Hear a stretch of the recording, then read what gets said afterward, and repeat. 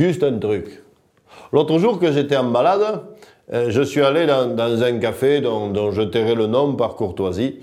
Mais tu sais, un café, comment te dire, un café de fond des ruelles, tu sais, de coin de place. Et, ce type de café où quand tu pousses la porte de l'établissement, si t'es pas du pays, toutes les têtes se tournent et les discussions cessent. Tu vois le genre. Bon, et bien là, curieusement, ce jour-là, il y avait un attroupement de bérets et de casquettes autour du bar où était posé le journal.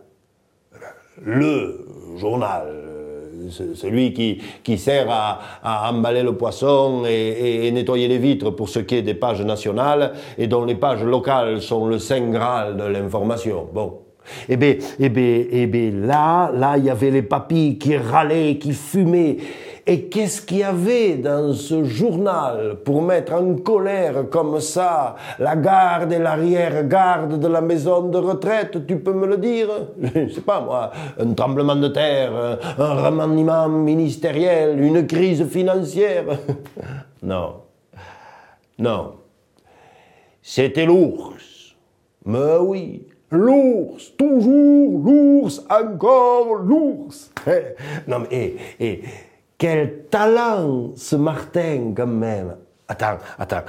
Dans un département qui est capable de multiplier à l'infini les lignes de fracture, où la montagne déteste la plaine ignore la montagne, qui est partagée en deux entre l'Est et l'Ouest et que jamais on s'entendra. Cite-moi un homme politique, un seul qui ait réussi à regrouper l'Ariège, à faire l'union sacrée, comme a réussi à le faire l'ours, d'un seul coup de griffe.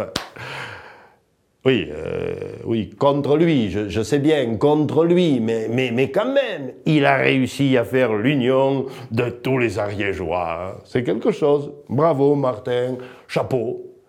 Et là, qu'est-ce qu'on lui reprochait à l'ours? Ben, tout simplement qu'il était sorti de son rôle habituel de terroriste des estives pour s'en aller traverser la Nationale 20 du côté de Mérens.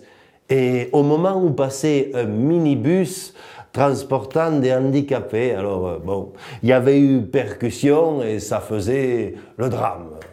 L'ours, il y avait eu un muscle mâché, visiblement, et le minibus, un pare-choc enfoncé. C'était tout. Mais on annonçait à 5 colonnes à la une les responsabilités de chacun en disant « L'ours percute un minibus ».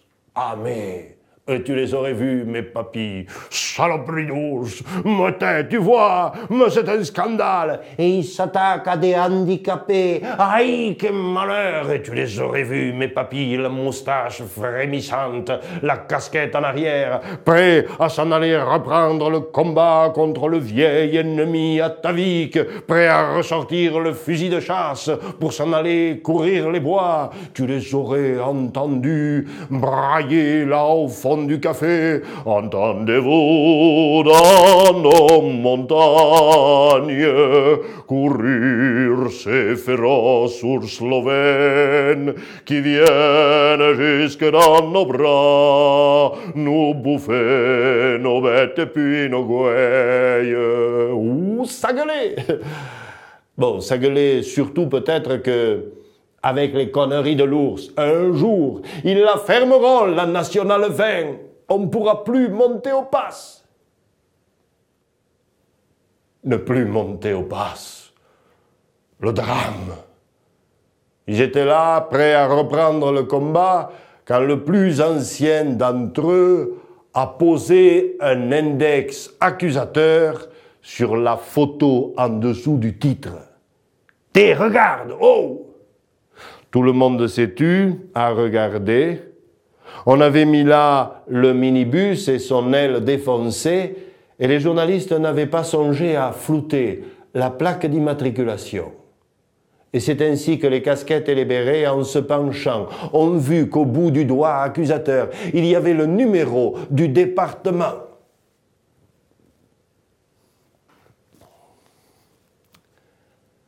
Un 92.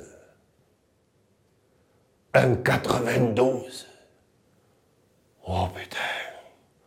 L'ours, il s'était attaqué à des Parisiens. L'ours, il s'était attaqué, mieux que ça, à des gars des Hauts-de-Seine, de chez Sarkozy. Oui, te tue. Tout d'un coup, casquette et béret se sont mis en arrière. Et l'un d'entre eux a dit, comme dans une tragédie antique, ouais. Et voilà, il ne peut pas être si mauvais que ça, cet ours. Et toute la troupe a gardé une minute de silence en honneur de cet ours qui s'était sacrifié au combat pour débloquer la voie sacrée vers le pass en y bloquant les Parisiens. C'était beau, comme une tragédie antique. Allez, tiens, santé, intelligence, et vive l'ours blessé.